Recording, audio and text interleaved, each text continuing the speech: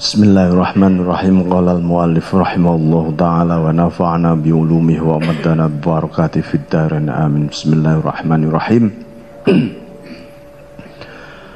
Kun bi awsafi rububiyyatihi muta'alliqan wa bi awsafi ubudiyyatihi wa bi kun bi awsafi rububiyyatihi muta'alliqan wa bi awsafi ubudiyyatika mutahaqqiqan. Jadilah kalian ini bergantung terus menerus terhadap sifat rububiyahnya Allah. Jadi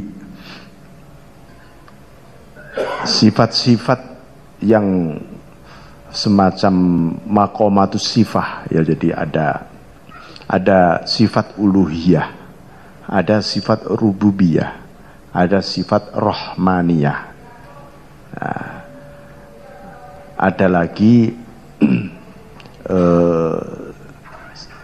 ini berhubungan dengan makom ya.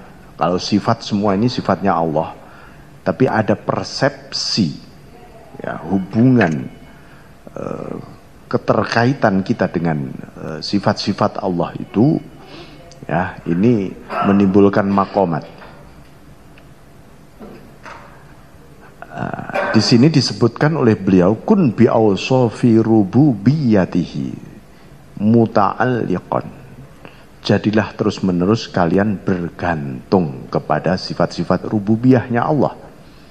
Jadi sifat-sifat rububiyah ini di dunia ini bagi kita, bagi manusia, bagi hamba Allah ini bukan untuk diwujudkan, bukan, tapi untuk dijadikan tempat bergantung.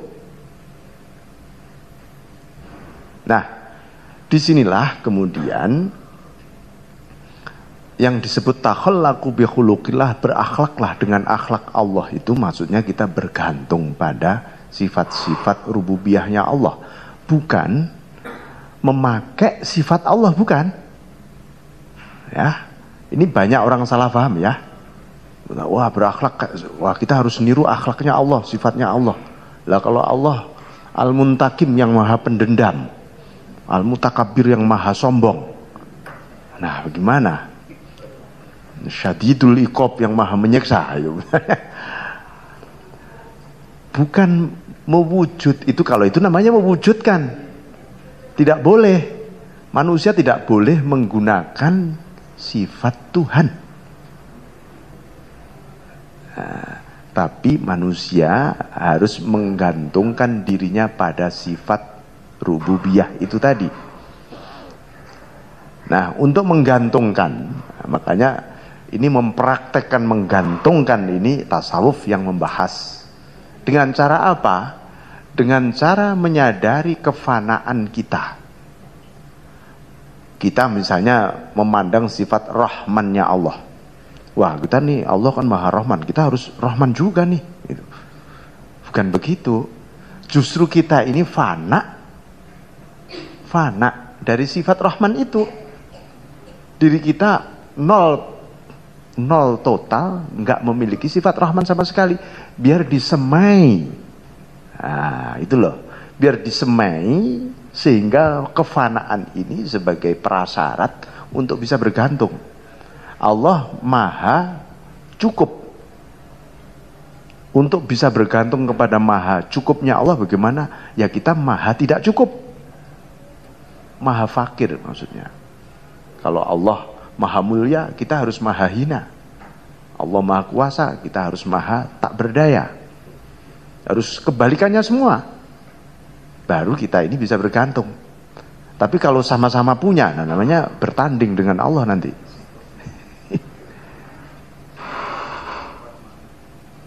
Ini. Karena itu yang harus kita wujudkan bukan sifat Tuhan, tapi yang harus kita wujudkan wa bi awsafi ubudiyyatika, dengan sifat-sifat kehambaanmu, maka wujudkanlah, hendaknya engkau mewujudkan. Yang diwujudkan sifat kehambaan kita. Lah hamba ini serba nggak berdaya, nggak memiliki apa-apa. Namanya hamba ya, kayak wayang, ya saya istilahkan kayak wayang itu, wayang kulit itu. Ya, nggak bisa apa-apa wayang itu. Kalau nggak digerakkan juga diem aja dia. Nah itu kehambaannya dalang itu, kehambaannya wayang terhadap dalang. Karena itu si wayang kulit itu bergantung betul pada dalang. Nah itu jadi hambanya dalang soalnya dia. Karena itu sifat-sifat ubudiyah ini yang harus kita wujudkan. Karena dengan sifat ubudiyah ini manusia benar-benar menghayati la haula wala quwata illa billah. Tidak ada daya, tidak ada kekuatan kecuali karena bersama Allah yang punya daya, punya kekuatan. Bahkan salah satu kiat supaya orang bisa ikhlas, bisa lillahi ta'ala itu adalah at-tabarri. At-tabarri, bebas minal haul wal quwwah, dari merasa bisa berdaya dan merasa punya kekuatan. Kalau orang masih merasa bisa berdaya, merasa punya kekuatan, untuk ikhlas itu sulit banget. Ini mana'aka an tad'aya ma laisa mimma lil makhluqin afayubihalaka an tad'aya wasfahu wa huwa rabbul alamin. Nah ini Allah melarang engkau mengaku-aku, mengklaim hal-hal yang tidak layak bagi para makhluk. Para makhluk itu tidak layak, merasa bisa, merasa punya sifat-sifat kayak Tuhan. Itu wong makhluk kok merasa bisa, nggak bisa. Karena itu Allah melarang. Afayubihulaka, apakah Allah berarti memperbolehkan Anda antadaya, untuk Anda mengaku wasfahu, mengaku memakai sifatnya? Ya pasti tidak memperbolehkan Allah. Wa huwa rabbul alamin, sedangkan Allah itu rabbul alamin, Tuhannya semesta ini. Jadi ini yang nah ini lagi ya mesti diperhatikan. Kita ini sudah manunggal dengan Gusti Allah katanya. Wah makanya ini kekuatanku ini sudah kekuatan Tuhan semua. Orang mengatakan begitu. Kalau dia merasa semua kekuatan Tuhan, ya tidak bisa diucapkan. Ya, nanti lama-lama kalau diucapkan menjadi salah. Ini yang minum Gusti Allah loh ini.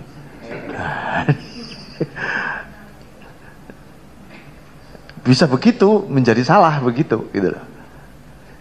Jadi, orang yang manunggal itu justru fana, dia fana. Orang fana itu yang nggak bisa berbunyi apa-apa. Kalau berbunyi itu karena dia di luar kesadaran dia lah, itu kalau di luar kesadaran itu pasti seperti orang lindur tidak sadar, seperti orang ngigau ya, orang seperti orang gila, itu semua tidak sadar. Ketidaksadaran ini di luar hukum mukallaf namanya, ya tidak bisa dihukumi kalau tidak sadar. Tapi kalau sadar, oh ini tanganku tangan Tuhan. Itu namanya diucapkan dengan sadar, malah kafir orang. Malah bisa kafir orang. Nah, makanya al-halaj ya, itu dia mengungkapkan dengan tidak sadar, difahami oleh sebuah kesadaran para fuqaha menjadi salah. Gitu. Jadi al-halaj itu ketika mengatakan anal-haq itu tidak sadar. Ketika sadar beliau nulis kitab. Di seluruh kitab beliau, karya-karya al-halaj setelah saya baca, tidak satu pun yang mengaku Tuhan dia. Karena ditulis dengan sadar.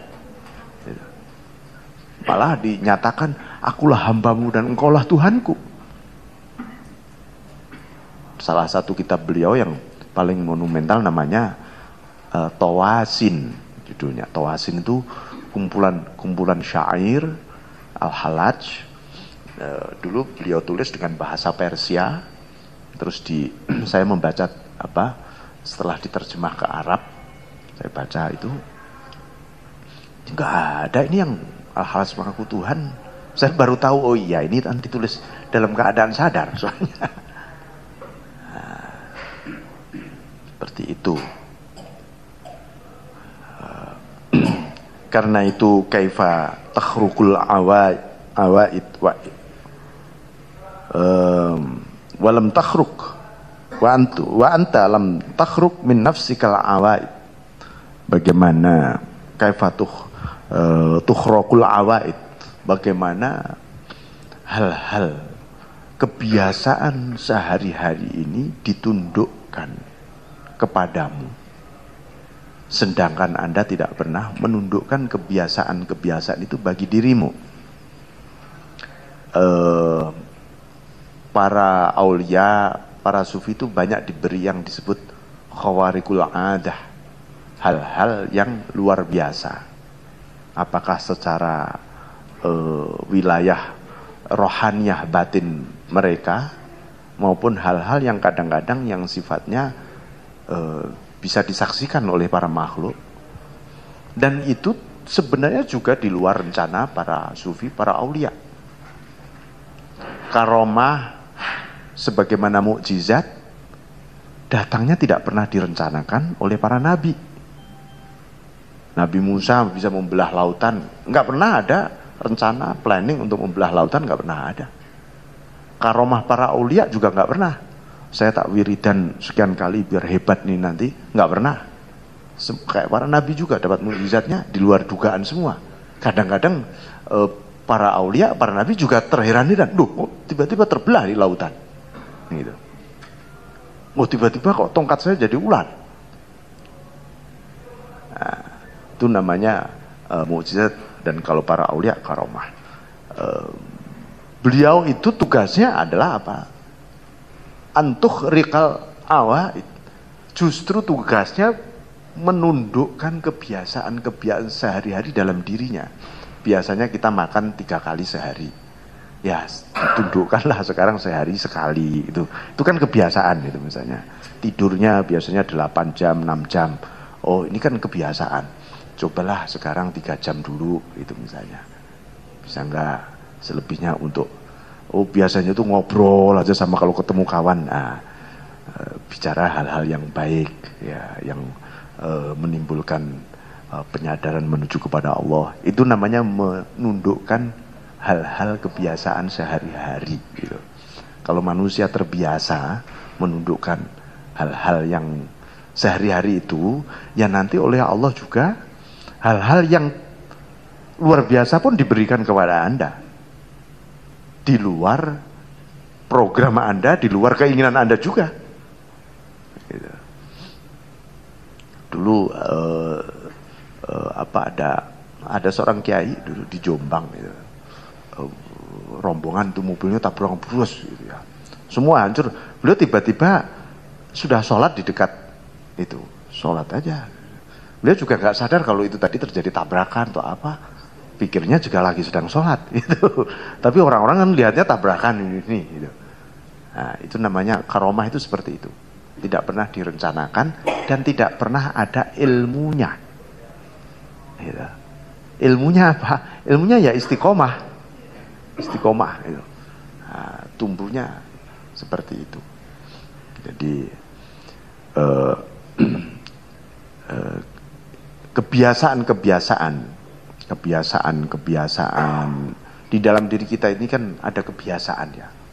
Kebiasaan yang seringkali orang kemudian merasa puas dengan kebiasaan itu. Padahal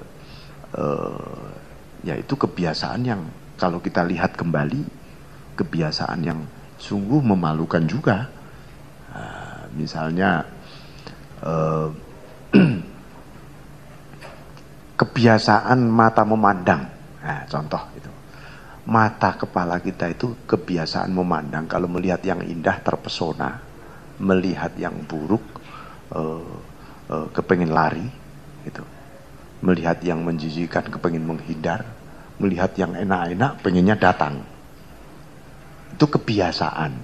Nah, sekarang dinaikin menjadi yang tidak biasa gimana?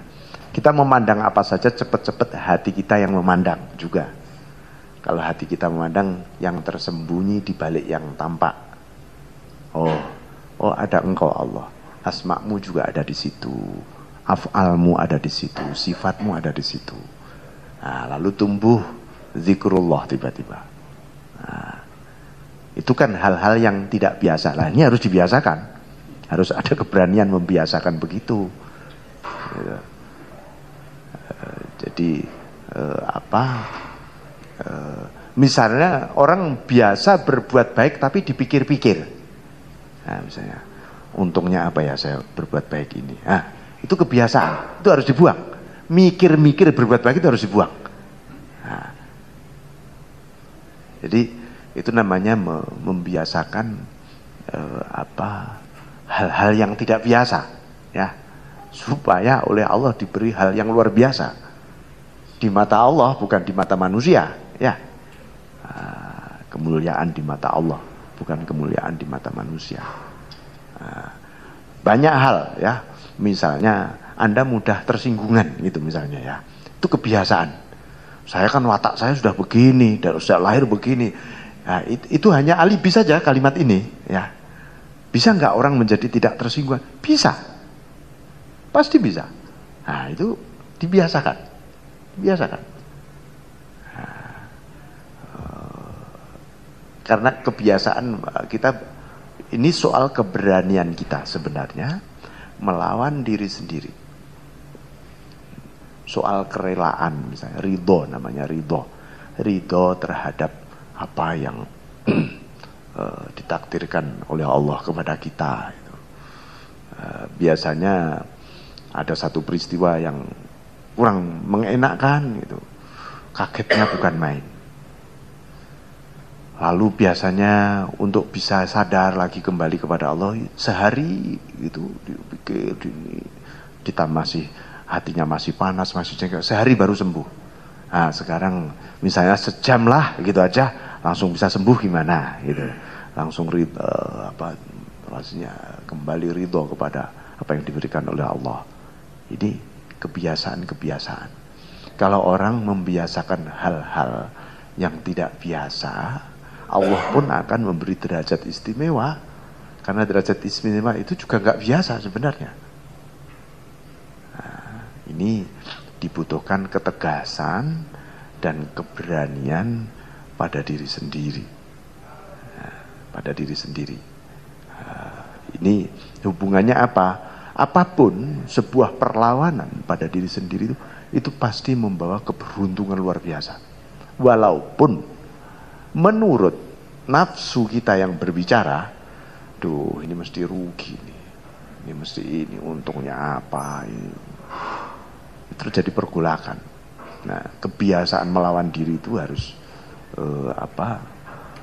itu bagian apa? Bagian cara kita menempuh jalan istiqomah. Karena apa?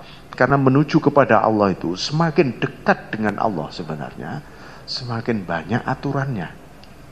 Aturannya semakin banyak. Bukan aturan syariat, ya. Aturan hakikat ini semakin banyak, semakin jelimet. Tapi juga akselerasinya juga semakin cepat. Jadi ibarat kita itu masuk di pusat pusaran, itu pusarannya juga semakin kencang. Kalau jauh-jauh gitu sih mungkin kelihatannya gini aja pula, sambil dilihat-lihat masih bisa. Tapi begitu masuk di pusat pusaran, plek itu dibutuhkan kerelaan, kepasrahan, orientasi hanya pada Allah gitu. Kalau nggak begitu kita seperti mencelat nanti, deglas itu terlempar rasanya gitu. Nah, kena arus itu. Nah ini dibutuhkan membiasakan itu tadi, membiasakan. Nah, kalau orang membiasakan kemudian mengingat Allah fi kulli waqtin wahid, dalam setiap saat dan setiap masa, kondisi situ apapun tetap mengembalikan semua kepada Allah, maka itu akan menjadi kebiasaan yang nanti juga akan terus berkembang terus, lantiha nggak habisnya. Saya sudah mulai bisa mengingat Allah nih sehari ini gitu. Nah, kemudian dinaikin lagi. mengingat ya Allah yang bagaimana ya, yang lebih dari kemarin. Kemarin saya mengingat Allah masih bunyi saja, Allah, Allah, Allah. Tapi sekedar bunyi, walaupun di hati tetap bunyi. Tapi kayaknya belum masih seperti jarum jam yang sedang berdetak saja kayaknya. Gitu. Tapi bagaimana jarum jam itu berubah menjadi sang waktu yang terus-menerus bergerak di hati kita. Terus rasanya itu menyatu. Mengingatnya itu kemudian berubah menjadi ingatan yang penuh dengan kesan dan kenangan kepada Allah. Lalu Allah itu rasanya nempel terus, lengket terus, nggak pernah, rasanya nggak pernah pisah di sini. Nah, ini naik lagi nih, naik. Besoknya lagi, lusanya lagi, atau minggu depan lagi. Bagaimana yang nempel itu Anda sendiri merasa tidak merasa hilang ingatan pada tempelan itu. Jadi hanya yang diingat saja yang ada, Allah saja. Kapan dinaikin lagi? Oh, ini semua Engkau Allah. Yang berzikir sebenarnya Engkau juga Allah. Nah ini namanya terus. Mungkin menyadari yang berzikir hanyalah Engkau. Satu hari baru dari mengingat Allah pagi sampai sore itu, tadi hanya pagi sekali, agak jam-jam berapa itu sekali, kan begitu gitu. Nah ini bagaimana? Nah ini artinya bahwa sebuah kebiasaan yang dinamis itulah yang dimaksudkan oleh Ibnu Athaillah.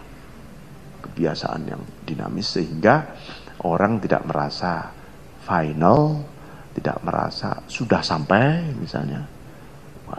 Nah ini kalau sudah merasa sudah puas, akhirnya kita malah nggak dapat apa-apa. Nggak dapat apa-apa. Kita hanya muter aja seperti katak dalam tempurung. Seperti itu. Nah ini hubungan-hubungan antara menggantungkan diri pada sifat Allah, mewujudkan sifat kehambaan, dan itu perlawanan pada diri sendiri. Ini satu hubungan yang sangat organik, satu yang simbiotik betul di situ, di mana seseorang tidak bisa menundukkan dirinya kalau dia masih merasa bisa menundukkan. Sebenarnya begitu. Saya tak lawan diri saya. Gimana caranya? Ya nggak bisa. Caranya bagaimana? Ya Allah, yang bisa ini Engkau Allah. Kesadaran aku ingin melawan diriku sendiri ya sebenarnya darimu. Engkau yang menolong, dan perlawanan ini juga akan kembali kepadamu. Ini semua Engkau. Jadi ringan akhirnya. Tapi kalau masih diri sendiri yang muncul, pertimbangan diri sendiri ini macam-macam.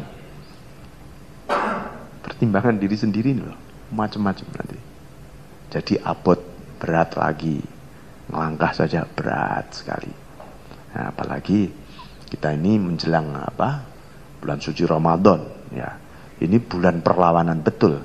Tapi Anda harus menyadari yang menolong perlawanan ini Allah juga. Ya, Allah juga. Kita hanya menyiapkan kehambaan kita kepada Allah biar terus menerus bergantung terus pada sifat rububiyahnya Allah, bergantung terus. Nah, bulan suci Ramadan ini yang oleh Allah disebut oleh dalam hadis qudsi asyamuli, puasa itu hanya untukku. Wa ana azibi, aku sendiri yang balas. Ya, jangan sampai puasa untuk diri kita. Ya, aku puasa ini untuk kepentinganku loh. Saya nanti butuh ini di akhirat. Jangan ada lagi itu. Karena Allah mengatakan, puasamu itu untukku saja loh ya. Jangan mikir yang lain kamu. Aku sendiri yang balas. Malaikat saja nggak boleh ikut-ikutan bantu-bantu balas pahala ini, enggak. Aku sendiri yang balas. Saking hebatnya puasa itu. Ana azibi, ditambah dengan kata kutiba, dicatat. Aku sendiri yang mencatat pahala amaliah orang puasa. Ikhlasnya orang puasa ini malaikat nggak ikut nyatet. Karena itu Allah menyebutkan kutiba, dicatat. Saking mulianya catatan Allah sampai ditafsiri dengan furidho, diwajibkan. Nah, itu.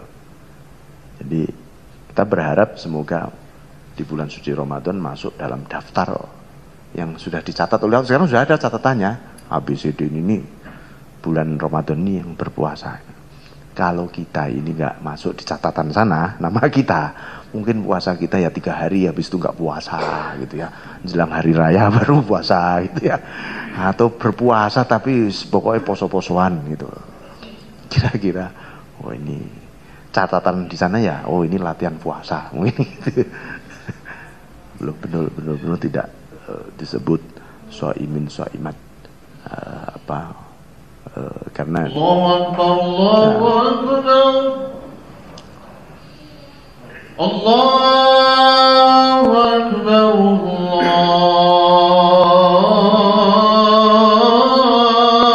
Allahu Akbar. Assalamualaikum warahmatullahi wabarakatuh. Asyhadu an la ilaha